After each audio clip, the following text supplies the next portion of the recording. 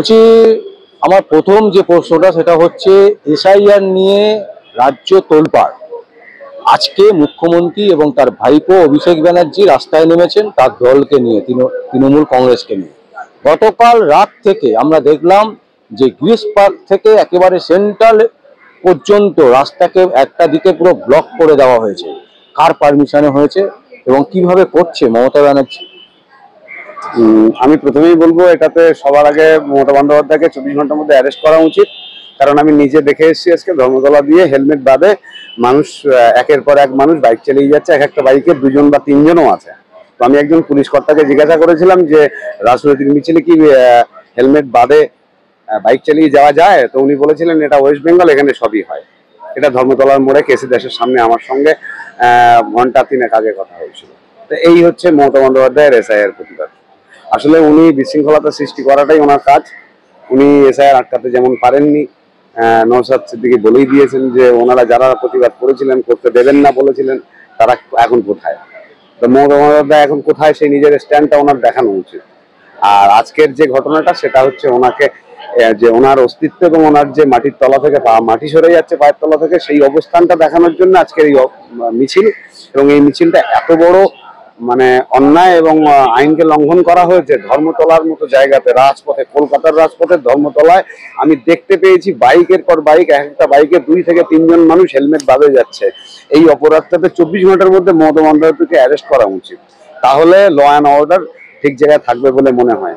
তো এটা হচ্ছে সব থেকে বড় কথা।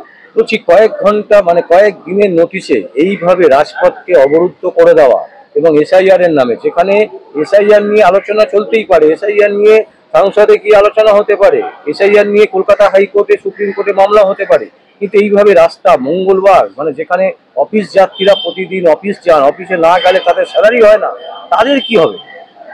অ্যাকচুয়ালি মমতা বন্দ্যোপাধ্যায় তো এটা নিয়ে চিন্তিত নই যে যাদের চাকরি চলে গেছে তাদের কি হবে, যাদের আজকে কর্মসংস্থানের অভাব বোধ করছে, যারা গুজরাট, তামিলনাড়ু, কেরালা, কর্ণাটক কাজ করতে যাচ্ছে, তাদের পরিবারের কি হবে সেটা নিয়ে উনি চিন্তিত নয়। উনি চিন্তিত নিজের এবং নিজের ভাইপোর পরিবার নিয়ে। তো ফলে আজকের এই মিছিল ওনার আর ওনার ভাইপোর পরিবারকে বাঁচানোর জন্য। যদিও সেই বাঁচাতে গিয়ে উনি একটা খুব বড় আইন লঙ্ঘন করেছেন, ট্রাফিক আইন উনি লঙ্ঘন করেছেন, এবং এই আইনের বিচার হওয়া উচিত এবং এর নামে এফআইআর হওয়া উচিত। এটা হচ্ছে সবচেয়ে বড় কথা। তো মানুষের অবস্থান ওনার কোনো প্রয়োজন নেই, ওনার অবস্থানটাই ওনার কাছে খুব দরকারি। ওনার দরকার ওনার পরিবার বাঁচলো কিনা, দেশ বাঁচলো কিনা, ওনার কাছে কিছু আসেন। আর উনি ভেবে নিয়েছেন উনি যেহেতু মুখ্যমন্ত্রী, এই রাজ্যটা বোধহয় ওনাকে দিয়ে দেওয়া হয়েছে। তো উনি এটা যা খুশি করতে পারেন। ওনার বোধহয় ওয়েস্ট বেঙ্গলের একটা দলিল ওনাকে দিয়ে দেওয়া হয়েছে, যেহেতু উনি বোধহয় কিনেছেন এরকম ব্যাপার। সেই জন্য এই ধরনের অ্যাক্টিভিটি করতে পারেন, সেটা আজকে পুলিশই বলেছে। আজকে একটা জিনিস আমরা খেয়াল করে দেখলাম, যেটা হচ্ছে অভিষেক ব্যানার্জি এবং মমতা ব্যানার্জি দুজনেই পাবলিককে ভয় পাচ্ছে এবং ইউটিউবারদের, একদম স্পষ্ট করে বলছে, ইউটিউবারদেরকে রীতিমতো ভয় পাচ্ছে। 100 ফুট দূরে ইউটিউবারদের অবস্থান হয়েছে, যেখান থেকে মমতা ব্যানার্জিকে কোনো প্রশ্নই করতে পারবে না এবং কোনোভাবে অভিষেক ব্যানার্জিকে যেতে পারবে না। এত ভয় কিসে, যেখানে এসআইআর সাধারণ মানুষের জন্য তিনি নামছেন? না, বিষয়টা এরকম নয়। আপনি ভালো করে লক্ষ্য করে দেখবেন, নওশাদ সিদ্দিকী একদম মানুষের সঙ্গে, এবং আজকে সকাল থেকে উনি ওনার বিধানসভায় একদম মানুষের সঙ্গে, মানুষের উঠোনে গিয়ে দাঁড়িয়ে আছেন। তো এটাই হলো মানুষের নেতা। আর মমতা বন্দ্যোপাধ্যায় এই যে ঘটনাটা আজকে করেছেন সাংবাদিকদের সাথে, আসলে উনি এটা প্রধানমন্ত্রীর থেকে শিখেছেন। উনি তো বিজেপিরই ওপিট, মানে এপিটার ওপিট। তো আমাদের নরেন্দ্র মোদী একমাত্র প্রধানমন্ত্রী যিনি বোধহয় প্রধানমন্ত্রী হওয়ার পরে এত বছর হয়ে গেছে কোনোদিন প্রেস মিট করেননি। এই একমাত্র অল ওভার এশিয়ায় বোধহয় এই প্রথম কোনো প্রধানমন্ত্রী যিনি কোনোদিন কোনো প্রেস মিট করেননি। তো মমতা বন্দ্যোপাধ্যায় এই ছোট ব্যাপারটা জানতেন না, উনি শিখে গেছেন এখন। উনি ওটা ঠিক করেছেন, উনি আর সামনে যাবেন না, কারণ ওনার এতে কিছু বলার নেই।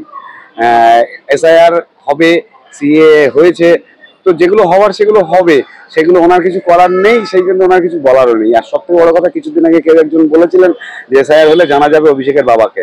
যদিও কথাটা আমার শোনা মাত্র, তো এরকম একটা বিষয় ওনারও ক্ষেত্রে আছেন। তো আমি যতটুকু জানি উনিও বাংলাদেশি। তো সেই জায়গা থেকে দাঁড়িয়ে এসআইআরটা যদি ঠিকঠাক হয় তাহলে ওনার পরিবারেও সমস্যা হতে পারে। উনি একদম পরিবার তন্ত্রের রাজনীতি করেন।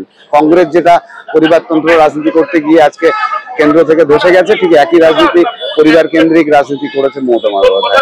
এই সরকার আর বেশি দিন থাকবে না, মানুষ সেটা বুঝতে পেরেছে। কারণ উনি পরিবারে থেকেছেন আর সারা রাজ্যের মানুষ রাস্তায় এসে বসেছে, সেটা সারা রাজ্য জানে। কিন্তু আজকে দেখা গেল বহু মানুষ রাস্তায় নেমেছে, মানে কিসের জন্য? মানে যারা নেমেছেন, ভালো করে আপনি ভালো করে মুখগুলো দেখবেন, ওগুলো সবই চটি চাটাগুলো, কোনো সাধারণ মানুষ নেই। ওখানে কোনো সাধারণ মানুষ নেই। আপনি সাধারণ মানুষ দেখতে চাইলে নওশাদ সিদ্দিকীর কোনো মিটিংয়ে উনি যখন এন্ট্রি নেন সেই সময় দেখবেন উনি কোনো পথ দিয়ে গেলেন সাধারণ মানুষের ভিড় দেখবেন, ওটাকে সাধারণ মানুষ বলে। আজকে মমতা বন্দ্যোপাধ্যায়ের সঙ্গে যারা হাঁটছেন তারা সবাই ওনার বিধায়ক বা কোনো টিএমসি নেতা, ওরা কোনো সাধারণ মানুষ নয়, ওরা সবাই চেটে চেটে খেয়েছে। আজকে যদি দিদি সরে যায় ওদের সবার বাড়ি উজাড় হয়ে যাবে, ওরা সবাই অ্যারেস্ট হবে। এই জন্য ওনাদের কিছু করার নেই, মমতা বন্দ্যোপাধ্যায়ের সঙ্গে হাঁটতে হবে। ওরা সবাই জানে মমতা পাগলি, কিন্তু কিছু করার নেই, ওরা মেনে নিতে হবেই এবং পাগলির সাথে পাগলামো করতে হবে ওদের। আজকে একটা জিনিস লক্ষ্য করলাম, সেটা হচ্ছে যে কুণাল ঘোষকে একেবারে শেষের সারিতে রাখা হয়েছে। মানে যেখানে মমতা ব্যানার্জি প্রথম সারিতে, সেখানে কুণাল ঘোষ হচ্ছে একদম শেষ সারিতে মিছিলে। আসলে মজার ব্যাপার, কুণাল ঘোষ এমন একটা ক্যারেক্টার, আমি প্রথমবার কুণাল ঘোষের কথা আপনি আমাকে জিজ্ঞাসা করলেন। কুণাল ঘোষ আসলে কোনো রাজনৈতিক দলেরই নয়। উনি কোনো সময় সাংবাদিকতা করেছিলেন, কতটা ভালো সাংবাদিকতা করেছিলেন উনি সেটা বলতে পারবেন।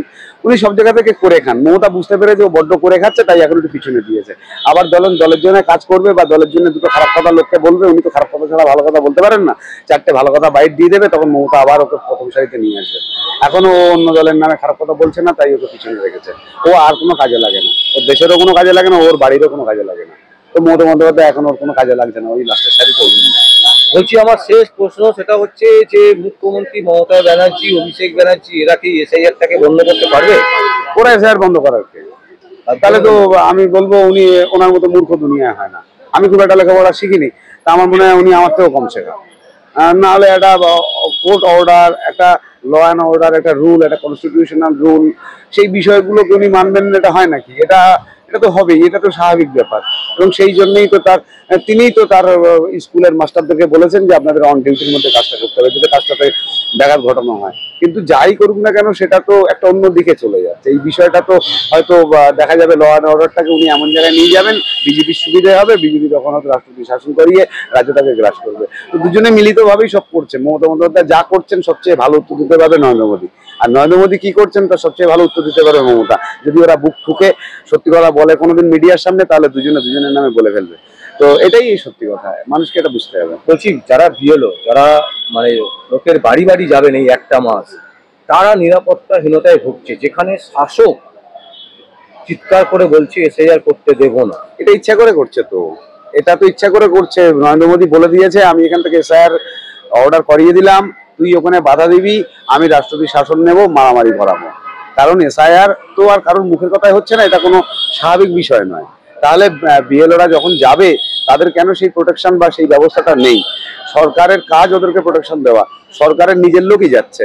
যারা স্কুল মাস্টারগুলো ভোট দেয়নি তাদেরকে রাস্তায় বসিয়ে তাদের চাকরিগুলো কেড়ে নিয়েছে, আর যে মাস্টারগুলো ওর এখনো চাটে তাদের চাকরিগুলো থেকেছে, তো তাদেরকে বিএলও করাচ্ছে। তো ওর লোককে ও মার খাওয়াবে, ও কাকে কখন মার খাওয়াচ্ছে নিজে বুঝতে পারছে না, নিজের ঘরের লোককে মার খাইয়ে ফেলছে, এটাতে ওরই ক্ষতি করছে।